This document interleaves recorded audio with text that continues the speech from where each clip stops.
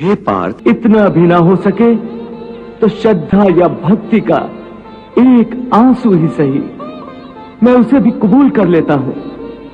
श्रद्धा में डूबे उस एक आंसू में मेरा सारा अस्तित्व सराबोर हो जाता है। भक्ति अथवा पश्चाताप का ये आंसू चाहे लाखों पाप करने के बाद अंतिम क्षण में क्यों न बहाया गया हो, मैं उस अनुपम भेंट को भी स्वीकार कर लेता हूं और मनुष्य के सारे पापों को उस आंसू से धोकर उसे नवजात शिशु की तरह निष्पाप कर देता हूं, उसका कल्याण करता हूं, उसे मुक्ति देता हूं।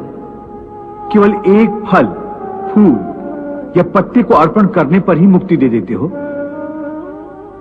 फिर कर्म विकर्म, पाप पुण्य, धर्म विधान सब यूं ही रह जाते हैं। ये धर्म, ये विधान और उसके सारे सिद्धांत तो चंद्रमा और अनगिनत तारों की भांति होते हैं जो अधर्म और अज्ञान के अंधकार में झिलमिलाते रहते हैं। परंतु जब भक्ति का सूर्य उदय होता है तो ये सब के सब छुप जाते हैं। अर्थात भक्ति का स्थान इतना ऊंचा है कि धर्म भी उसके सामने तुच्छ हो जाता है।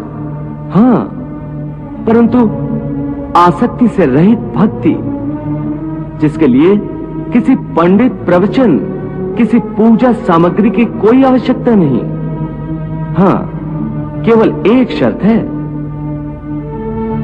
वो शर्त क्या है मधुसूदन?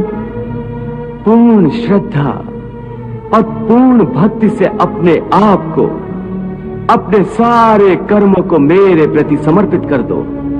बस मैं अपने ऐसे भक्त को सब कुछ भुलाकर उसे मुक्ति दे देता हूं। हे अर्जुन, भक्ति का स्थान इतना ऊंचा है कि अपने सच्चे भक्तों की मैं स्वयं भक्ति करता हूं। ये क्या कह रहे हो मधुसूदन?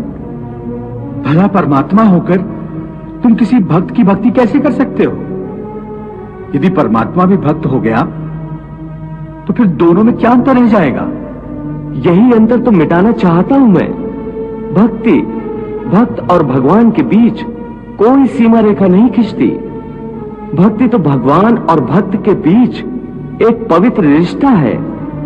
जैसे प्रेम किसी प्रेमिका और उसके प्रेमी को एक बंधन में बांधकर एक कर देता है, उसी प्रकार भक्त के द्वारा भक्त अपने भगवान में तथा भगवान अपने भक्त में समा जाते हैं। दोनों एक रूप हो जाते हैं।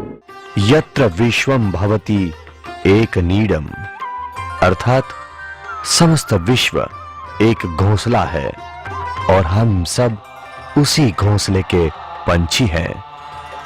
एक कैसा विलक्षण जीवन मंत्र, कैसी विशाल भावना जिसमें विश्व की कई समस्याओं का समाधान है।